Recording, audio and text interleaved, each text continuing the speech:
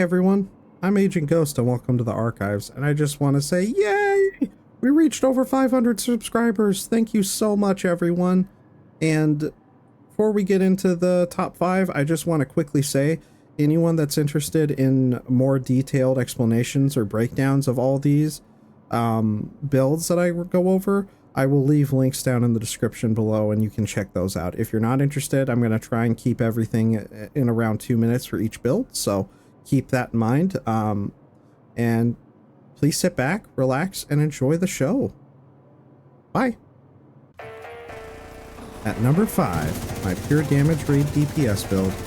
Now, as the name suggests, this is fully ready and it being able to be used on both of the raids for the Division 2. So, you know, if you just pop this on and go in the raids and people are like, what's your build? Is it set up for the raid? Or, you know, asking that, they'll take a look and just be like, yep, you're good. You're perfectly fine. You will absolutely be able to do all the raiding that you want with this build setup, which is great. And then another side note is even taking it out of the raids, if you do open world content, basically any PvE outside of the incursion. PvP, you can actually still use this for and dish out a lot of damage. I wouldn't take it into the Dark Zone, but Conflict, it works very well. And what this build kind of does in outside of raiding is kind of brings up the immersion factor, at least for me, that I've noticed in the game, where you just can go crazy and mow down enemies very quickly, like you're using an actual assault rifle, where the number statistical looter shooter side of the game is way less of a focus. Like you're not shooting like what it feels like 100 bullets in one enemy to hopefully finally take them down. Like you'll take them down in a couple bullets, but also it is a glass cannon build style. So, and it even uses the talent perfect glass cannon, but exactly as that entails is you dish out a lot of damage and take out enemies quickly, but they can take you out very quickly too. So you have to be very smart, methodical with your positioning and everything like that. So if you feel like kind of turning Division into kind of a more hardcore variation, or something that just feels more immersive, where you take out enemies quickly but they can take you out quickly, then this build is great. And again, highly recommend it in anyone's build loadout, just so you can do any and clear any raid content that you want to farm for. Now let's move on to number 4. Number 4, my one-shot sniper build. I highly recommend anyone for, out of all of the builds I'm recommending today, if you're tackling any open world content, please get yourself a one-shot sniper build. This one is perfectly fine and hits really hard, so it lives up to the name one shot. But like if you have different iterations or anything, and if it's doing more damage, amazing. If it's doing less, my open policy about that is, even if you're not hitting as high as numbers, it doesn't matter. Like it literally just doesn't matter as long as you're one-shotting enemies. If you get to the point in building up your stacks or however you have your setup and you're one-shotting enemies, then it doesn't matter if you're hitting like 23 million, 27 million, 30 million. Like obviously you want to get those dopamine hits to get as high hitting numbers that you can, so absolutely keep continuing. But I'm just saying, as long as you're able to one-shot your enemies, then you're absolutely good. And one-shots builds are the most efficient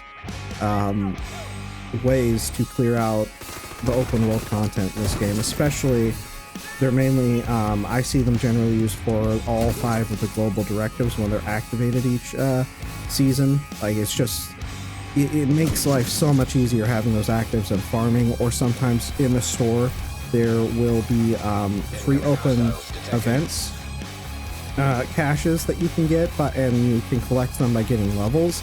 And if you want to get your shade level to 1000 as well, then from 0, one-shot builds are just, again, the most efficient way to bump up all 5 global directives, get bunches of XP, and just farm, and you can get your shade level up to 1000 super quickly plus. So that's why I highly recommend at number 4, anyone needs to have a one-shot build just for those reasons on the Division 2. Now let's move on to our number 3 slot. Number 3, my CC King build. Now the CC stands for crowd control, if you weren't aware. If you are, absolutely great. Another name I just thought of on the spot would be like a Plague God build, just purely because of the Eclipse Protocol set that we use in the build. And there are actually two variations. I actually use the support variation of this build, but there's a damage variation, and if you want to use the damage variation, I'm going to mainly talk about the support. But for the damage, just change out the specialization to Firewall instead of Gunner, and Banshee Pulse to any incendiary skill like Sticky Bomb or Secret Mine. You can even use Hive, and Firefly has some, I believe, but I'd recommend Secret Mine or Sticky Bomb are the two that I'd highly recommend. And this becomes a spreading fire nightmare against tons of enemies. Basically, if you set an enemy on fire with the damage version, and another enemy or multiple enemies are within 10 meters, and kill that enemy that's on fire, it will spread that fire status effect onto the other enemies, and any enemies that are just already on fire, it will reset the duration up to 50% for them as well. So you just create this domino chain effect of setting waves of enemies on fire, and it's just crazy. The support variation is what I use, and I use it for things like in Countdown, which is such a satisfying feeling where you basically use the Riot Foam and the Banshee Pulse to always be able to rotate back and forth and just lock your enemies into place with crowd control or CC, and they just can't move. They can't fight back, they're not moving, they can't do anything. And the fact that your allies are just set up for absolute success by just taking down all of the enemies that are just can't fight back, it seems unfair, but it's also so satisfying that you're contributing so much and yet you're not doing any damage at all. It's just an amazing feeling and very satisfying to me. So regardless which iteration that you're going to use, whether it's the damage or the crowd control version, I would recommend sticking with a group with this build. Now, all like the previous builds I've mentioned and the ones coming up, they can pretty much work in solo or group content, but I would highly recommend keeping this for group content when you're grouped up with allies and you know they have damage builds where they're just gonna take care of business. Now, let's move on to number 2. Number 2, my favorite incursion DPS build. Now, I'm gonna have a quick disclaimer and give credit where credit's due. This is no way my build. I have not put this together. I copy and paste it from Kamikaze Von Doom to learn the incursion and to get an idea. And personally, I don't think I can make something better or explain a guide on how to clear the incursion better. I truly think that, like, if I were to try something like that, my hopes and dreams would to be on par with Kamikaze's. So like I've already mentioned with the other builds that I've shown today, I'm going to leave a link directly to Kamikaze's build breakdown of this and his guide to clear the incursion if you're interested. But this is such an amazing build to clear the incursion and farm, you know, the amazing Ouroboros exotic SMG to try and get it. I still haven't gotten one from it yet. I have been busy with a lot of stuff, so I haven't farmed the incursion as much as I really want to, but I also haven't had the best of luck of getting one as well. But this build is so satisfying when you're running through the incursion, and the amount of damage you output and shred through enemies, especially if you have other people.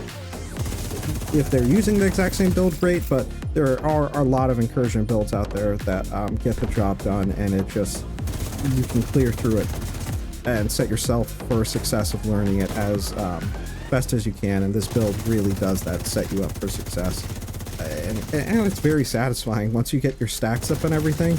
All the builds on here I would say is satisfying, but this one really hits the high numbers once you get your build stacked up with the striker gear set and everything. It's just crazy. So now, without further ado, we're gonna move on to some honorable mentions, and then we're gonna talk about number 1. My first honorable mention that I want to go over is my Heartbreaker build, and this is my favorite iteration of Heartbreaker build that I've covered and done so far. Now, I didn't want to include this in the main lineup because I think of Heartbreaker as a tank damage build, so it's tank focused, not DPS, and I already kind of made an exception with my CC king build at number 3, so I didn't want to plague it with more exceptions than that. But I did want to give it a shout out and again have it as an honorable mention because Heartbreaker builds are so devastating with how much survivability they give you, especially if you throw on a Catharsis mask like I have with mine currently. And with the Heartbreaker gear set, you get so many tank stacks, so much extra bonus armor on top of that survivability. It is just insane. And then for all the stacks you build up, you get insane damage on top of it. Heartbreaker is just one of my favorite gear sets in the entire game, so I just felt like I couldn't do this top 5 without at least mentioning it somewhere. So highly recommend giving that a look if you're at all interested. And yeah, let's move on to the second and last honorable mention. My second honorable mention before we get to the number 1 slot, we're almost there, so bear with me, is my run and gun Hunter's Fury build. Now this build is very similar to my number 4 slot, my one-shot sniper build, where it's aimed for clearing global directives for leveling and everything, and it gives you like an alternate playstyle if you don't want to use one-shot sniper builds. This Hunter's Fury build setup allows you to clear all the open world content that you want with the global directives active, and just do it in a run and gun playstyle, which to be honest is my default playstyle I love to play in all games.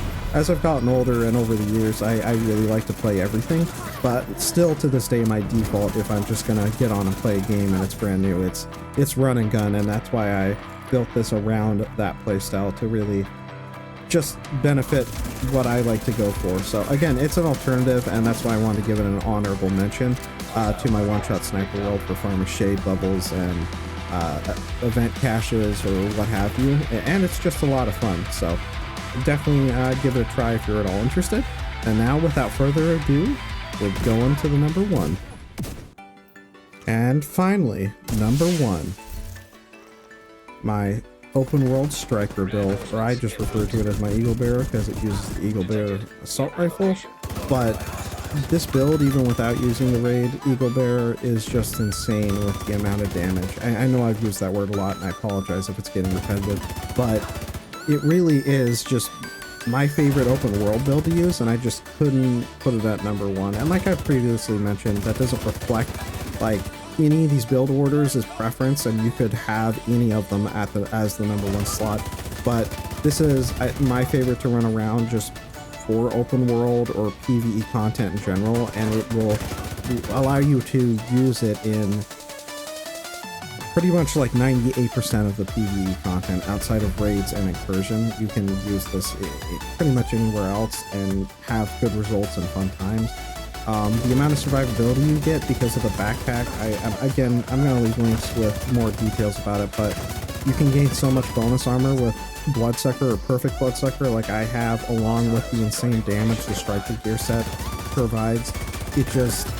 It allows you to hit high numbers, like there are higher like in the Incursion DPS Striker build, but that's built purely for the Incursion. Well, this is built to have really strong damage and then have strong survivability, because my motto is I like to have survivability, to make things easier, because I like things easier if I can make it easier. Now, it doesn't mean I don't like a challenge, but if I'm just doing my thing or something I can throw together and just play 98% of the content, I want to be able to be alive long enough to dish out the damage I want as well and everything. And again, this build really has that survivability, or trying to give you as much survivability and dish out a lot of damage. So highly recommend this at my number 1. And thank you so much, everyone. The whole reason why I put together this top 5 video, and I've actually been holding on this idea since close to when I started my channel, close to like 10 months ago or something like that. But I wanted to hold off on putting this together to get more experience, because I felt like this would be an endeavor to do, as well as the perfect benchmark for a top 5 video was reaching 500 subscribers, and now we're over that. Thank you so much, everyone that has subscribed, liked, or commented on all of my videos. I very much appreciate it. Just watching alone brings so much joy to me, and it's good. It's awesome. And other content creators might say this, but just, you know, you put your, in some way, art out there for people to see it and to get the type of positivity that I've returned, like mass positivity by everyone has, and support has truly been amazing. So I hope to continue, and if we can reach, whenever we can reach 1,000 subscribers, I want to figure out something to do. Maybe it's top 10 or something else. If you have any ideas or thoughts of for that, please leave that down in the comments below. But thank you so much for watching, everyone. Please take care and have a wonderful day/night. Bye.